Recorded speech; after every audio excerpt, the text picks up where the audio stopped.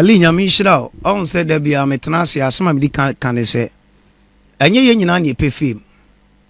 nyame adwuma na ayeye no ye de yehu ye ho say ye asomafo obloni beka se messenger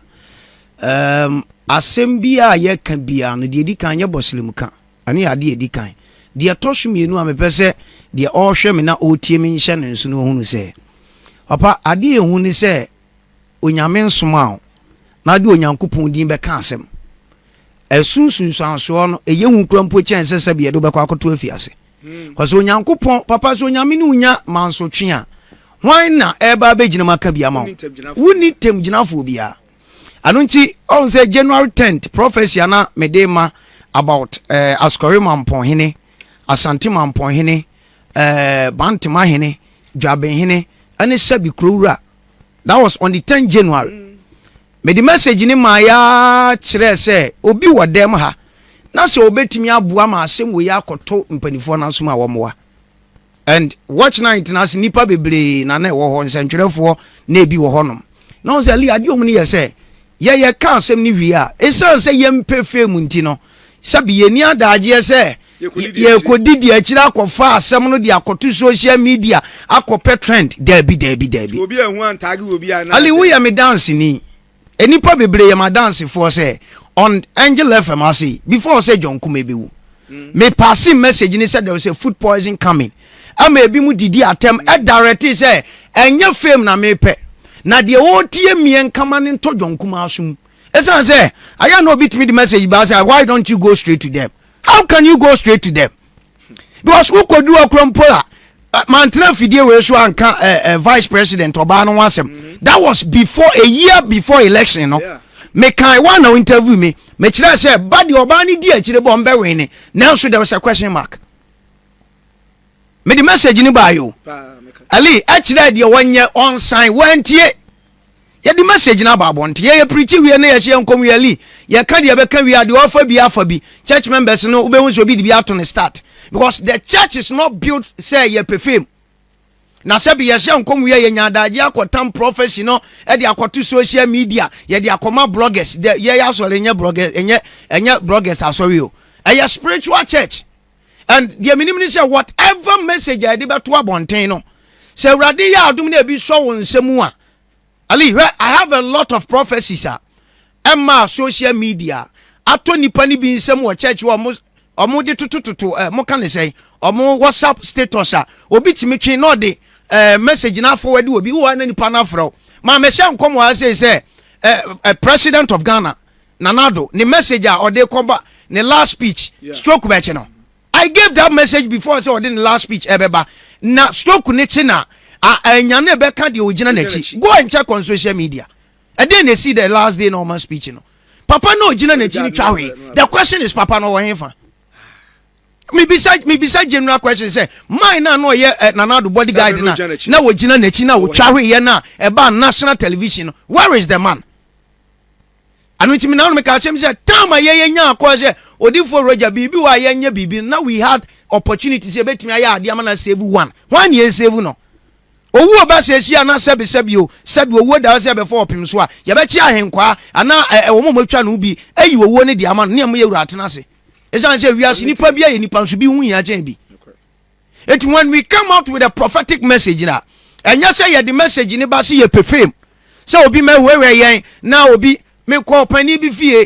akoka chen say rade se me kan asem se nchiro se me ka kira me sofo owie no friend driver say the driver ni Derek munyi 10,000 wona me fanya prophet ne kwam say I did not come here because of your money.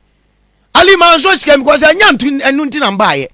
anu nti wona show ma dwene mu say ana adifo abe perfume ana bibi ba na obi di ne ho ba betwitwi ho ana papa ma me kan asem bi nchira wo na wo perfume di abobla wo na wo hia perfume di atena se wo na pese nipa hu papa se onyankopon ntam wanshi na beti shu a obetimi na otumfo atena se a wotu odu otumfo nchen obetena ne kam enso na de obedi ekura den enti da bia me ka say it is not about your location, it is the locator. So onyankopon ma me hu a obi abo degree obi kura certificate mu odu papa adwuma kura wonya bi nye enso sebu obi nko school da why impress enkrofo a omu kura certificate no mo ya adwuma ma no on na be kira time a wo be ba adwuma wo shi wa ko school your certificate ni ehwe enti ali prophecies ya di ba bonten no, it is not there say ye create awareness and ye pebibi. I have a prophecy I'm going to release today. Now I know na there be am some record my yen. Now li ya di prophecy na ba bonten say ye ka say we a ye kire dia wo say Friday na oni dem obi. Woti wo bi o ali enipa bebre wo ho na me wahemfo akahia me mo obi adin de we there. Me preaching na am say bibiasi suhum. Yeah, me kai. Ali na ni wo. Bi oni me say no ya nya video. Ya obi an record mo recording. Me kra me na me hear me phone na start. Good. And am say bibiasi suhum accident si nipa 11. Me preaching na am say nipa 11 mo ja gu fam wo suhum. I swear. Me nada. Awurade aka kyem se moja 11 nipa 11 moja gusuhum ahemfo akase atuo nyina ye me dancefo me mo bi adin anam se ye mo mpaye ade no ye ho hwia ebesi na mom owuo ne shouldn't be more than 11 sabi ade na asi awie na lead na yenye hwa mabeka asem bi wa ha sei ba abuaje the story ne man maka asem bi wo Roger sorry them Roger City say that Santa Kingdom mpanifo atiem ya ho ali omunti asem we no omunhye ne hwe ye sabi wo mhye o machi atwa eti omunchi ntwa eti abotreo ali no kra na meka de omni yesese awurade na ali so nyame na asoma se ye meka ye ka na nipa se ye ka wo nyame adwene nti na obetwa eti a ali ye ni ho no ma nyame adwuma bekoso na sane amani ti na ma oman ne sei ko sabi obi kra ye ade anya opesa nka onya kwanya wo sa abo na ba so ebi nsida woni wo sika nyina mpa ba bi mfa esa se de osoma ye wansoma se wo ma adwani ni ko yenya meka asem ni edidi aliwe there is something going on our Santa Kingdom. I have said this and I'm going to say this and I'll repeat it. Say omubetna se sha ubunu say yeti kroma say what they just put this on record. I am for number sanso te say there enkan ne sanso kopa aduane adi o ali breaking ujumadi they are ali when you say unya hu he afa na ade na unity o na onim say ya de message na ba say na sabi o omo be listing o ma tie message no obi hwehwa time message ne buy are you serious obi hwehwa ba bi ogina ka asem no obi bi sa se ho am na wo ho ka asem no ne tu wo dem na urade be ka sa kire wo obobo adoma no asa no abeso dae we should stop say when we come out with a prophetic message people should stop attacking the prophet na wo muntie nyansasem a e wa asem nim na sa na no wa bra so ye mumuobuamuo ensutoye ebo mumuobuamuo ensutoye ebo na yedi no wane na busua tem at the end of the day emoa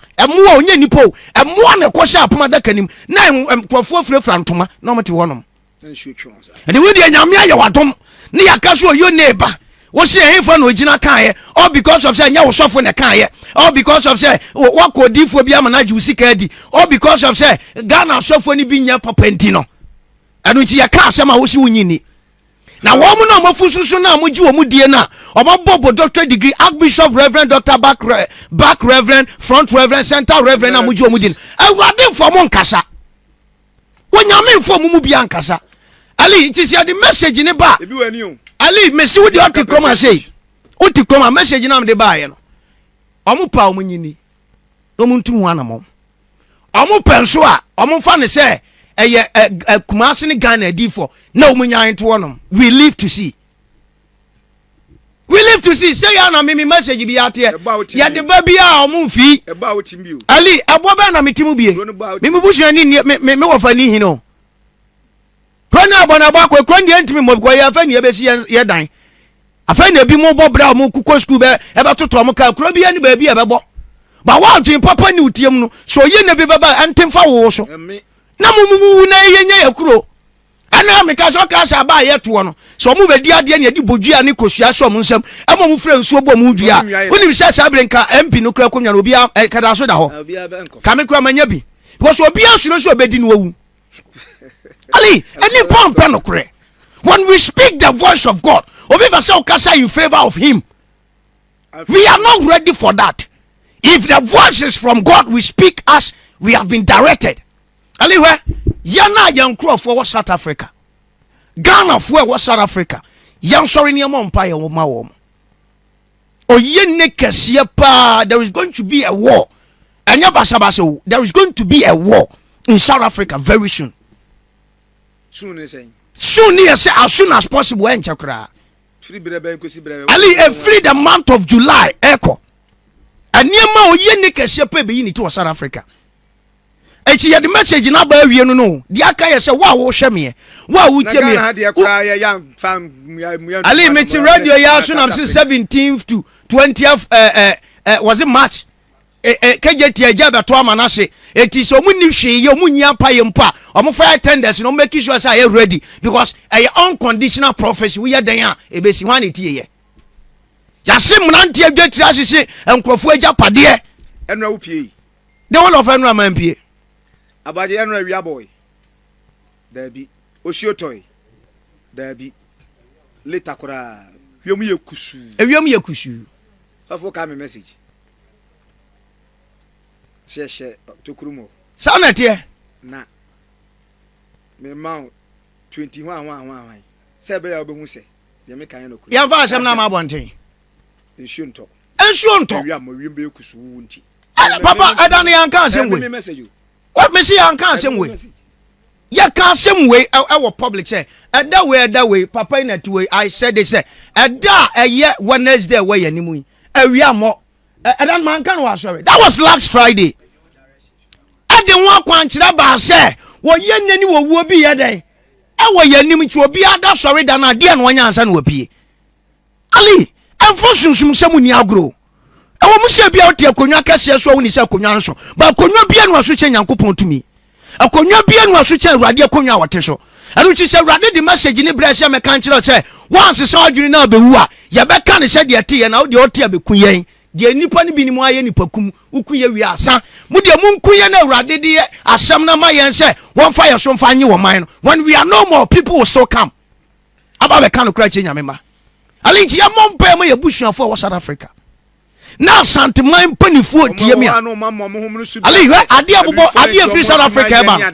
ade free South Africa eba no enipa be dwane mirika sei ope ba bi adwane afa so nya ba bi amfa very soon sa santeman panifo so mu tie me na sabe masha menka ne sei nyansa asem na sabe men kwase asem beto nyansani tirim ama na da ne nyansa asem wona somu a ɛhɔ na mu be hunu se me ka di onyameka oye ne kese bi asori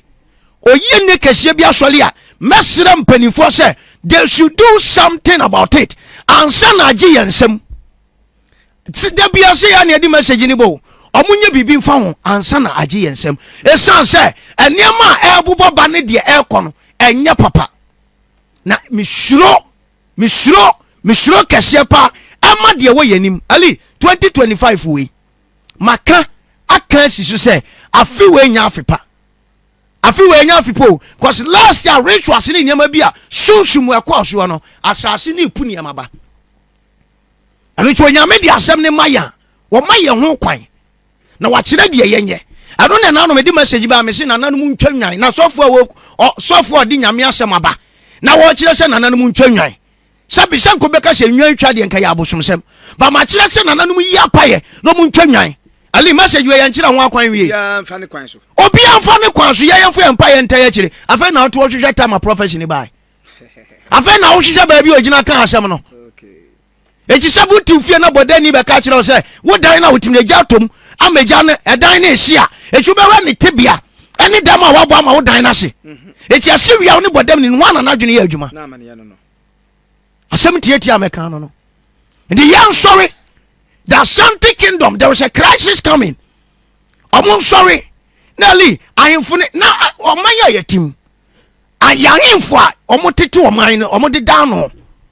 any president for the down ali obi kura de obi yira kwose ba bi di edi wani mu obi tia konwa so asem aba wode obi yira sa dadam de ne dampam obi abetra so am ya ne wi oni pia ali ya kanu kura chire wa chire mpanifo sa mrantie mu ade